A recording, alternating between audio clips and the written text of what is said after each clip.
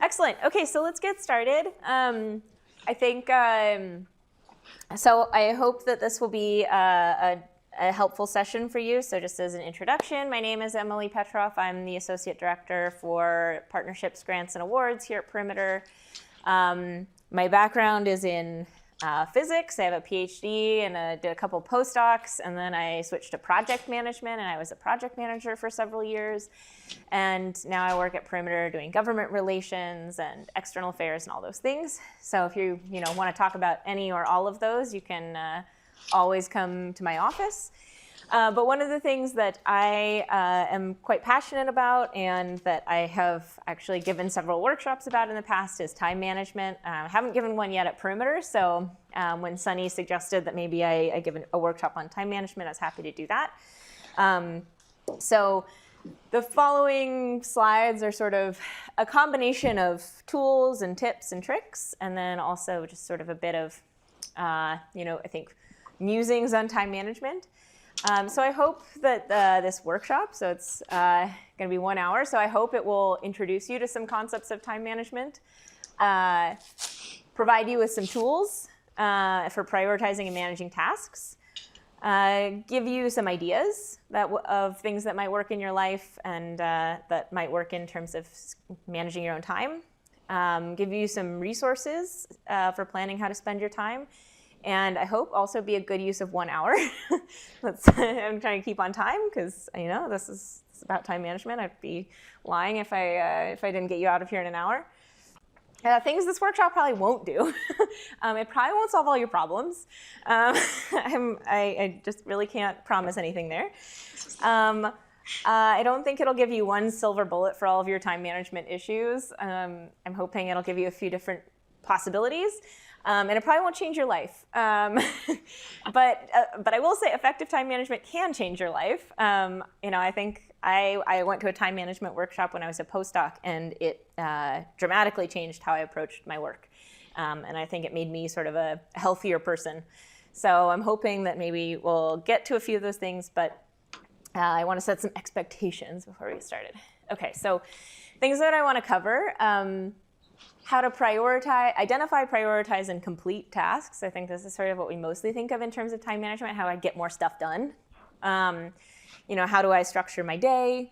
How do I deal with fires? I think the more senior you get in academia and also just the busier you get in life, the more probability you have of like fires where somebody comes to you with something and you weren't planning on it at all. And no matter what you do, they're going to be disruptive, but I'm going to try to give you some tips for how to deal with things when they come up, how to stay organized, so how to build a calendar and how to optimally use a calendar, and then sort of a bit about time management for your whole life. I mean, I think we talk about time management for work and getting lots of tasks done, but time management is really how you spend the 86 hours or whatever it is you have in a week.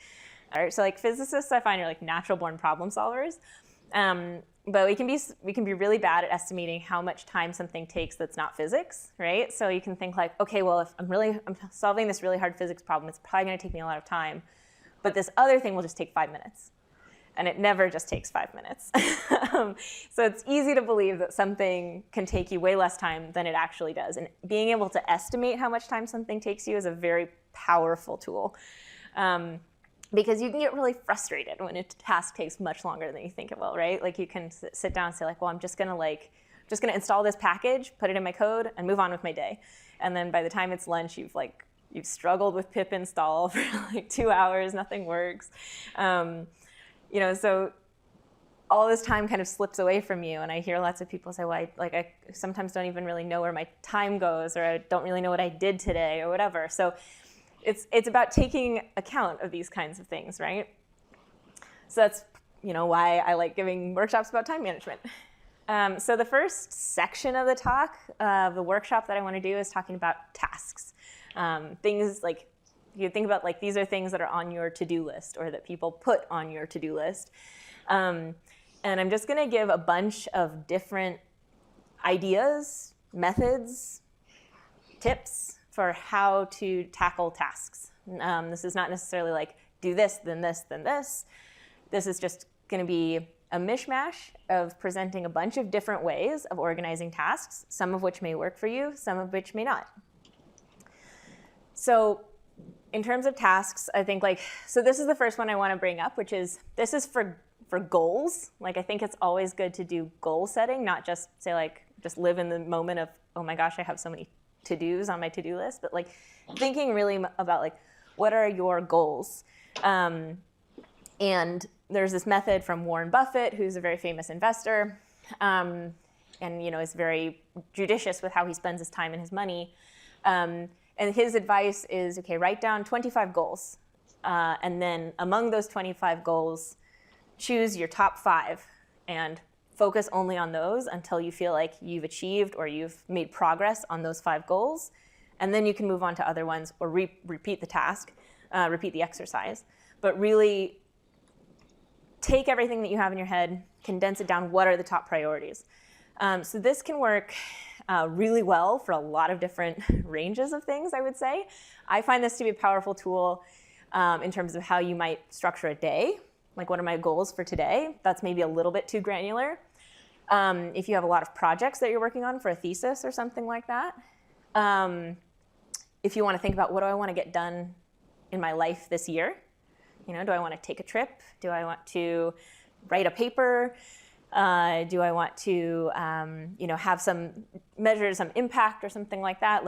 What are your 5 most important goals for a postdoc, for a career, et cetera? I think this is a really powerful tool for any and all of those ranges. So this is mainly for goal setting. But when it comes to having a million tasks in your head, which I think a lot of us do as well, this is what I do in my life, and I'll show you how I do this a little later, is coming up with this sort of mega list of tasks, and then prioritizing them down in terms of time. So you have this big list of goals or tasks. Could be, this master list can be really big, right? It can be finish my paper. And then, okay, on a monthly basis, what does the task look like? Does it look like writing the introduction? And then on a weekly basis, does it look like a literature review? And on a daily basis, does it look like reading a specific paper, right? So breaking it down into smaller and smaller chunks to eventually ladder up to a bigger finalized task. So I'll show you how I do this in my monthly and my weekly organization of my own life, and I'll give you some templates for if this is something that would work for you, because I think I organize this on a monthly and weekly basis, and I find it really helps. In terms of if you have trouble deciding what to focus on, sometimes we struggle with, I know what I need to get done, but I don't know how to set my focus. This is a method that I actually don't use, but I've heard other people find this to be very helpful for them, so it's called the Ivy Lee method. So Ivy Lee was an investor. He was sort of seen as this godfather of productivity or whatever, but he came to a factory that was being run by this guy, Charles Schwab, and Charles Schwab invited him to look at all the things they were doing in the factory and say, can you find ways to make us more efficient? And so Ivy Lee came in, he kind of, he saw what everyone was doing, and he said, okay, I will help you with your efficiency problem. And then instead of paying me up front, you just do my method for 3 months, and then you decide what it's worth. And so they did this method for 3 months, and in the end, this was in 1918, Charles Schwab paid him $400,000, so he found it to actually make a lot of money for his company. He found it very worthwhile. And the way that this particular method works is at the end of every day. So not at the beginning, but at the end of every day, when your day of work is sort of fresh in your mind, you think about, what do I want to get done tomorrow? And you write down your top 6 tasks, 5 or 6 most important things you want to get done tomorrow. No more than 6. And you write them in order of importance, and you just leave them for the day, okay? And then when you get to work in the morning, after you wrote them down when they were all fresh in your head, you come to work and you say, yes, I'm picking up where I left off. You don't get to work and just what was I going to do today? You have this list. It's ranked order based on the work that you did the day before, and you work through the list. And if you don't finish the tasks, repeat the exercise at the end of the day and propagate it forward. So this can be really powerful. I do put a caveat here for academics because if you put out a lot of fires, this is so hard to do, right? You can make a list of 6 things at the end of, it could be 5 p.m., could be 8 p.m., could be midnight. And by the time you get to work at 9 a.m. the next day, everything's on fire. So this may not work. You could try it in your life and just see, is that working for you or not? But some people find this to be a very powerful tool for sort of keeping momentum in a project. If you have trouble deciding on what to focus on when, I rarely use this method, but I do it when I feel like I'm really scattered. This is the ABCDE method. So it's, you list out all of your tasks and then you rank them, right? So A being, if you put an A next to a task, it's one of the most important things you need to do. There's serious negative consequences if you don't do it. B is pretty important. C is things that are nice to do, but if you don't do them this week, let's say, it's not gonna be the end of the world. And then D and E are things that you're maybe not the best person to do these. Your plate is very full. Maybe you can delegate. Maybe it's something that, if you think about how important is this, maybe it's something you eliminate. So you really wanna focus on these things that are your A, Bs, and Cs, and then you wanna sort them. So the way that this looks like is you just come up with all your tasks, just brain dump tasks. Step 1, A, B, C, and then among the A's, what is really the most important thing, and then A1, A2, A3, etc. And then, this is sort of like a multi-stage sort for your to-do list, but sometimes actually sitting down and putting the A's and the B's and the C's and the D's next to everything puts it in a bit more perspective than if you're just looking at like a long to-do list, right? So I find this method to be somewhat helpful when I'm really scattered or it just feels like the to-do list is super duper long. Putting these A, B's, and C's is very helpful. Yeah, so okay, the next one I want to talk about, I want to spend quite a lot of time on this. This is a big, complicated slide, but this is like, I would say like in time management disciplines and in project management and in big collaborations that I've worked in, like we teach this diagram on purpose because it's called the Eisenhower Matrix, and it is used across the board in terms of how to organize and structure your tasks and also how to achieve your long-term goals. So the way that this quadrant system works is, there's a breakdown of urgent versus important. So there's things that are urgent and important, not urgent but important, urgent and not important, and not urgent, not important. And what we often do when we let work take us on a journey is we focus on urgent and important because it's urgent, it's important, it needs us. So this is also where the fires tend to show up, like your fires, like the things that come up in your life are the things that are urgent and important. Everything else has to take a back seat. Deadlines come in this quadrant, crises, problems, projects that maybe are behind schedule or something like that. You have to focus on that quadrant. There's really not a lot you can do about that. You kind of have to accept it. But what you want to do is structure your time and capture all of your tasks in a way that you spend as little time in that quadrant as possible. It's easy to get stuck there. It's really easy to get stuck there. And it's really hard to catch up enough to be able to move out of this quadrant. But you don't want to spend your whole life here because the important, not urgent, is where all the research happens. And so all the fun stuff, the goals, the career development, those big long-term projects, where you really sit and think deeply about a problem, that all happens in this important but not urgent. It's something that requires time and exploration, maybe something that's slow and steady. It's here in this diagram they're saying decide a time to get it done. That can be easier said than done. But important, not urgent is where I think of when I was a researcher, that's sort of the quadrant that I thought of as where good research happens.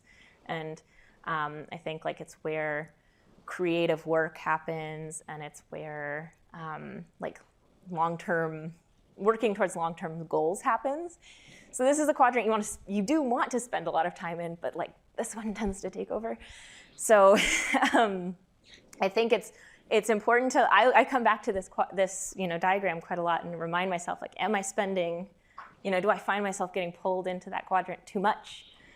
Then I need to maybe think about how I'm spending my time, how to rebalance, how to capture my tasks more effectively. Because we'll get to fires in a little bit, but oftentimes ending up in that quadrant because of a fire means maybe something wasn't properly captured in the first place.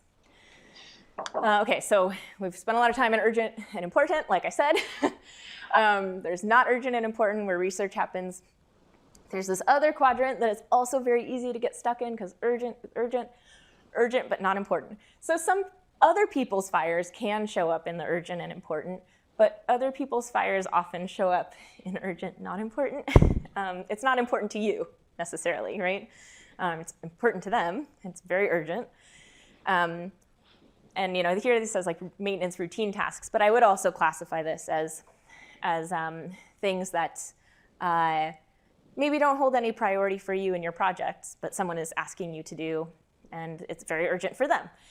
And here this quadrant is saying delegate it, or push back, but I think on some level you have to kind of roll with it. We'll talk about it when talking about how to deal with fires. But you want to spend as little time in this quadrant as possible. So this could be, for some roles, this could be like doing paperwork, or this could be doing something that you don't find has a lot of value in your role. And in this case, it says delegate, find someone else, or push back. You may not be able to do that in all cases, but at least identifying that work is showing up in that quadrant. What may work for you? Okay, so we'll do the last one. Not urgent, not important. You're probably not doing any of that stuff. But what may help for you if you're finding maybe like if you do a time audit, which we will get to, if you do a time audit and look at what do I spend my week on? What things did I do this week? Did I attend some meetings? Did I have a chat with this person? Did I work on a paper? Did I fill this urgent request that came in? You might actually think about making this quadrant diagram and writing all those tasks in the quadrants, just to see where your tasks are lining up. Hopefully you're finding some time in the week to do the important but not urgent. But just looking at what kinds of things you're doing in a week and where they're falling in this quadrant, and maybe how you can redistribute what you're doing. So I find this really helpful. I keep coming back to it, which is why I'm spending a lot of time talking about it right now, because I keep coming back to it. And every time, like when I was preparing this talk, I was looking at it again, and I was thinking, oh, okay, like just need to remind myself that this is how you can be balancing your time. So this is, I'll give you the slides afterwards, et cetera, but just, take some time to maybe think about this, or print it out, put it on your wall or whatever. It's helpful to think about what quadrants you're spending most of your time in and how you might want to do things differently. Okay, so the last two that I have in this, three I have in this area are just other tips and tools that I use and other people have used to manage individual tasks. So there's this eat the frog method. You may have heard of it, you may not, but why do we call it eat the frog? So let's say that tomorrow morning someone put a frog on your desk and said, you have to eat this. You have to eat it whole in one bite. And would you feel better about your day if you just ate it right away and got on with your life, or whether it was just sitting there staring at you all day and got to 5 and like, oh, okay. So we call it, so the eat the frog method is do the first thing first, right? If you have one big task, especially if it's something you are trying to avoid, just eat the frog. You can even set some time aside in your calendar, just get it over with, or at least make progress towards it. And then you can just say, I did 30 minutes towards eating the frog today, I can move on with my day. It does work. And Coupling this with the next one, if you're really having trouble getting started with eating that frog, maybe you've heard of this method. I feel like it's been mentioned a couple of times in a couple of places at PI recently, is this technique called the Pomodoro technique. So the Pomodoro technique is so powerful. Like I bullet journal, and I'll show you some of my bullet journal pages later, but like I used to draw in little empty tomatoes in my day, and I would fill in the tomatoes as I did my Pomodoro. So the way that the Pomodoro technique works is you set a timer for 25 minutes. You could do it for longer or shorter, but 25 minutes tends to work really well. And during that 25 minutes, you do one thing. No email. Put your phone away, unless the thing you're doing is email. Put your phone away, put the email away, close your office door, take off your headphones, and do one thing. Could be reading a paper, could be sketching out a new idea, it could be, I don't know, I've been using it recently for writing some sort of more deep, like official documents and things like that, because I'm like, oh, it's so technical. So you do that thing for 25 minutes, okay? Just that thing, no distractions. Don't even open new tabs on your browser. And then once that timer goes off, drop it. 5-minute break. And that 5-minute break should be a true break. So we'll come back to breaks at the end of this talk. But it should be a true break for 5 minutes, 10 minutes, but you set a timer for that too. And then after the break is over, you do a new Pomodoro. It could be the same task again, 25 more minutes writing those documents, or it could be another thing on your to-do list. But it actually, like if you're having a really hard time, if you come into the office in the morning or when you come in and you think, and you just have a really hard time getting started for the day. Like sometimes it's just sort of like, oh, one more coffee, or like maybe what's my friend doing? No, truly, just sit and do this once, like just once, I promise. It's really good for getting into the groove. And if you're just having one of those off days where you just like cannot catch a wave, you at least did 25 minutes, right? You at least did 25 minutes on the task. You gave it a solid go. You can come back to it tomorrow. Maybe you'll have fresh ideas because you tackled it a little and your brain's working on it. But this is really good. So I used to use this for writing papers because I was really dragging my feet on writing papers, getting into a coding task, writing a difficult email. Sometimes I put off an email that is either difficult or emotionally charged or it delivers bad news. And you just keep putting it off. Pomodoro. It is, and then like also getting in the zone. Sometimes one Pomodoro is enough to really like get you into your workday. So I really, really like this method, and there's lots of different ways you can do it. There's some apps for like Macs, this Get Focused app that will work on your desktop. You can use a phone timer. You can track how many Pomodoros you do on different projects, etc. But this can be a really great method. The other one that I want to mention is this thing called time boxing.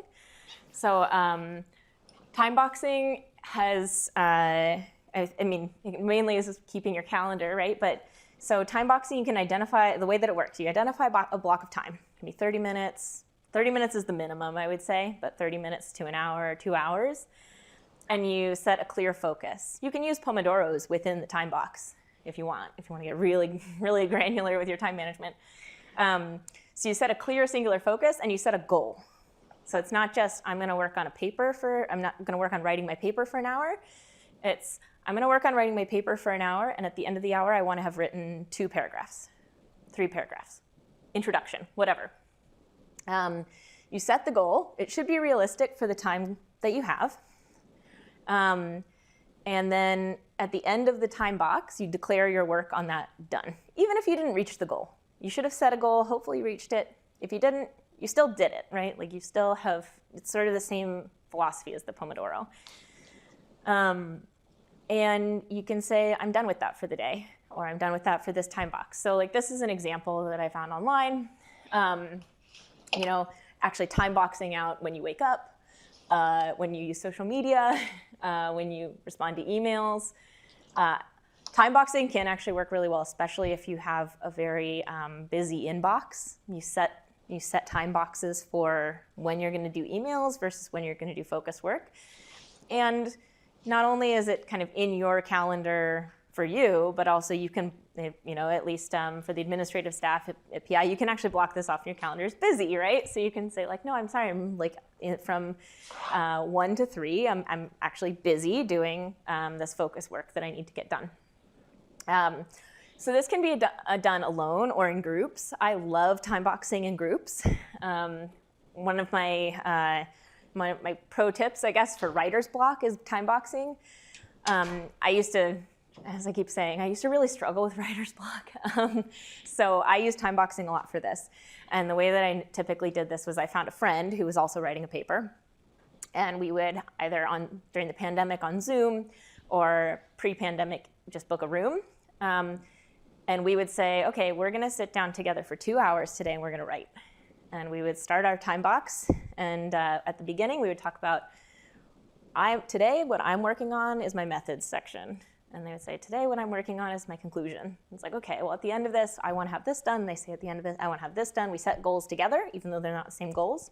You sit down, you write, and then at the end, you debrief. And then you tell the other person, well, this is what I got done on my project, on my paper today. And this is my endpoint, and this is where I want to pick up next time. And you make a little note, and they do the same. You're just kind of talking out the goal and the outcome. But you've set aside that time in the day, and then it's say like, okay, I don't have to write anymore. So time boxing can work really well for that. So okay. So these are all the kind of tips I want to present as being potential tools in your toolbox for time management. There's lots of them. I'm going to send the slides, so I know I went through them quickly. But it'll give you a chance to just kind of go through, see if try some things on for size, see if some of them work better or worse for you. Okay, fires are impossible, but I'll give you my best tips. Okay, so when new tasks get piled on, I think this can be a lot easier to do if you're a student or a postdoc, you have a line manager. It's harder to do when you are like a faculty member, for example. Okay, so if you already have lots of important tasks, you have your to-do list for the day, and something brand new comes in, you've got to get it done. And this can be not just the day. This can be like, well, okay, so I said this month I was going to do these 5 huge things, and then this new huge thing popped up. You have your priorities. You need to look at your priorities. Hopefully you've done your sort of like goals and priorities already. And you can say, well, my priorities are on projects A, B, and C. What needs to be deprioritized? I don't think it's realistic to add another thing onto the pile and treat everything the way you did before the new thing came in. I just don't. You're going to burn out. You need to think, what should I deprioritize? And it can be, what should I deprioritize in the next few days? Or what should I deprioritize, like if I have 3 projects on the go, what should I be stepping back from a little bit? It's easier said than done, I realize, but it's something to think about. It's something that I think like you can start saying to yourself, I have this new thing came in, these are my priorities right now, and this new thing has been added. From what's on my plate, what should I be giving a little less weight? Even if you can't totally get rid of it, it's just what should I just deprioritize at the moment? It does help. It's hard to do. If you have a supervisor, they can help you with this. But it's a really good habit to get into. It's not just thinking about, okay, I can take on this other thing. I'll just do everything plus this. I think you really need to think strongly about, like, can I do everything plus this? And oftentimes the answer is it's very challenging. So this deprioritization can help. Meetings, meetings versus urgent work. When I first gave this workshop, it was in the middle of the pandemic, and our students were on 10 million Zoom meetings a day. And they were like, okay, well, I don't get any of my tasks done because I'm just in Zoom meetings. So it can be really tempting to like reply to your email or to work or to multitask during a meeting. And I discourage this because I don't know. I mean, I've read some research. I don't know that I can haven't done the research myself, but I have read research that humans are not true multitaskers. You really are a single tasker. It's just you think you're multitasking, but it means you're task switching very fast. And that means you may not be paying attention properly to either thing. It's better to focus on one thing. And if you're in a seminar or in a meeting, chances are you really want to get something out of that. So you should find a way to set off that time to do the meeting. What this could look like is for like seminars, for example, or group meetings, maybe not group meetings, but seminars. Truly block off the time in your calendar. Maybe don't bring your laptop. Skip a week or only attend where the topic is something that you really think you're going to get a lot out of. And this is one that I actually do use meeting time to plan future work. I do always bring a pen and paper to a meeting because I find sometimes I'm in the meeting and I think of something I have to do later. And rather than focusing on it or being like, I can't forget this thing, just write it down, let it go. You wrote it down, it's ready for later. Or you may think about like, oh yeah, like tomorrow kind of looks like this for me. What if I did this thing? You know, your brain is working while you're in a meeting, and you can just write things, and you know, you can find for yourself where your own focus limits are. Okay, fires. So I define a fire as an urgent task that you didn't plan for, and they will always be disruptive. I think there's different types of fires. So fires that are caused by you. The good news about fires that are caused by you is that these are probably solvable problems for the most part. And I think these are the 4 questions you need to be asking yourself if you find that you are often disrupted by your own fires. Are you really looking far enough ahead in your schedule? Are you really collecting all of your tasks and projects when you make your calendar and you make your to-do lists? Chances are some are slipping, and then, whoo. Are you correctly estimating how much time things will take? We'll get to this. And are you giving your collaborators enough lead time and heads up? Because often when I ask someone urgently for something, it's my own poor planning that led to that. And I have to apologize and say, it was my own poor planning that led to this. And I try to be better next time.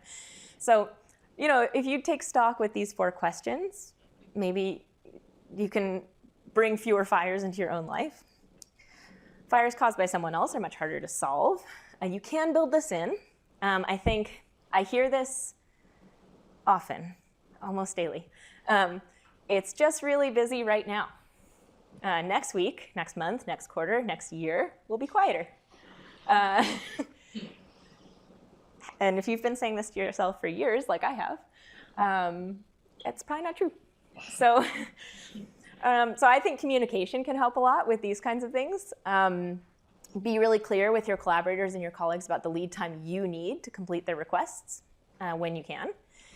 And I think also just asking them for lead time the way that you would give lead time to your own collaborators. Say, you know, when you have a big project coming up or there's a big deadline on your end, can you let me know 3 weeks in advance or as early as you know, just so I am aware that you're working towards a deadline and that something may come my way. That can help. Not everybody's going to do that. It's not going to be perfect. But you're communicating with your collaborators and your coworkers can help you with this. Sometimes none of this will work, and you will just have to reprioritize your day or week or month or whatever. So that's where these time management task organizations come in. All right, so how to stay organized and find out where your time goes. So this is part of time estimation. Okay, so keeping a calendar, you probably already do this. I feel like most people keep a calendar. But I think the trick is to make sure that everything is in there. I keep a work calendar, but I also keep it alongside my calendar for my house and a calendar for my dog and all these kinds of things so that I know everything that's happening in a given day in one place.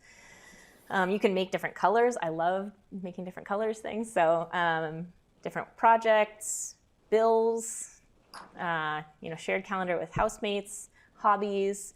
And this will also help you when you do a time audit. And then referring to your calendar often. Like sometimes it's easy to just use the week view of the calendar because that's easy to see where all the meetings are. But at least once a day I go to my month view, and at least once a week I go several months ahead just to see what's coming and just to remind myself in my brain, 2 months from now, there's this conference that's coming up. Like, you got to plan ahead for that. So I think it's really helpful to just keep looking at your calendar in different, and keep looking ahead. What this looks like for me, so this is the way that I organize my months. So I do that thing where I look at like all of my tasks and I percolate them down to a month. So every month I look at my calendar for the next quarter, for the next 3 months, and then I set priorities for the coming month. And then I break them down into weekly goals. So I have this template in the Dropbox link that I'll share with you afterwards. But the way I fill out a sheet like this is I fill out first what's in my calendar, important dates, any social events, because I think important dates, social events, and household events come first. Those are things that I probably can't move. And then I set my goals with that context in mind. So what this looks like for February for me, I just filled this in here. So my important dates, I have a birthday, I'm going to a conference, I'm doing this workshop. I have some social events around birthdays and stuff. This is my dog and some stuff that's going on in our house. And then I set my monthly goals. Okay, so these are my big monthly goals, the things I really want to get done this month. And then I break it down week by week to manageable chunks that lead back to the monthly goals. So for my time management workshop, for example, 2 weeks ahead, I said outline time management workshop. 1 week ahead, I said write and practice. And then this week, deliver. So breaking it down so that you kind of work ahead towards the goal that you have for the month. And I have a worksheet for this if that's something that you think might work for you. In terms of how I organize my weeks, I'm a big bullet journal person. I definitely don't have time to talk to you about bullet journals, but I would love to. So I organize my week in terms of tasks and meetings and goals. So I have my goals page, my big to-dos, I have my meetings, and I have my tasks. And this really gets filled in over the course of the week. So I fill this in the week ahead just to say, like, okay, what's my week gonna look like? And then by the end of this week, it looks like this, where new meetings have popped up, all my to-do lists, my weekly goals, some of which I accomplished, some of which I didn't. And then I can propagate those forward to the next week. But trying to keep it all in one place where you know what's on your calendar, you know what your to-dos are. But in terms of Damien's question, in terms of like how long do things take me, where did my time go? What did I do today? This didn't get bolded right. Sorry. Okay, so where does my time go? What did I do today? I hear these a lot. Do a time audit. I'm serious. Do a time audit. I did a time audit like 5 years ago, and it really changed the way that I looked at my time. I'll tell you how to do this. So if you were trying to answer the question, what did I do today? How much time did things take me? I'd say block off your time in your calendar after you use it. So do this for a couple of weeks. Every few hours, just go fill in your calendar. The last 2 hours, I had a meeting, I got some coffee, I worked on this project, I wrote this paper. Do it for a couple of weeks. Review at the end. How much time did things take you versus how much time you thought they might take you? I had this question in here. Do you schedule breaks or do breaks find you? I'll tell you what I mean by that. I did this for the past few days to get ready for this, just to mark off my own time. And for example, on Monday, I started work at 8:30, which is kind of normal for me, but I had a really disjointed day. I had a lot of little things that popped up here and there, and it just got really chaotic. And then at 5, I had a headache. So I just blocked off that time on my calendar. Headache. I just had a headache. And I just, had to lay there and just deal with it. So a break found me. But I think if you schedule your breaks a bit more proactively, they can be restorative, they can be restful. So I did this for the past few days. It was actually quite illuminating for me because only some of these were actual meetings I had in my calendar. And actually yesterday, I had a really full day and I was looking at it after doing the last few days and I realized I hadn't really had a proper break at all during the day. So before the public lecture last night, I scheduled 45 minutes in my calendar to just stare into the void. And I found it very restful. So you could do this for a couple of weeks and see how long things take you, what your day is really full of, right? And I think be honest with yourself about what you spent your time on. I think you'll do more than you think you did, but also it'll I actually realized Monday was not a great day for me. Super chip chop. I didn't like it. So the other thing you can do, so that's for a week or a couple of weeks. The other thing that you can do in terms of where does my time go globally is this thing called the global time audit. And I have a worksheet for this that I strongly suggest you fill out. So the way that this breaks down is in terms of different ways that you spend your life. It includes things like sleeping and eating and grocery shopping. But it also includes things like hobbies and work and study. And you only have 168 hours in a week to do all of your life. like to do all of these things. How much do you like doing each of these things? Cooking, cleaning, so like I hate doing the garbage, so like that gets like a 1 from me. But how much time do you spend on it? And how much time do you wish you spent on it? And I think that last column is the sneaky one. That's very helpful. It's not just where is my time going, but is my time going where I really want it to?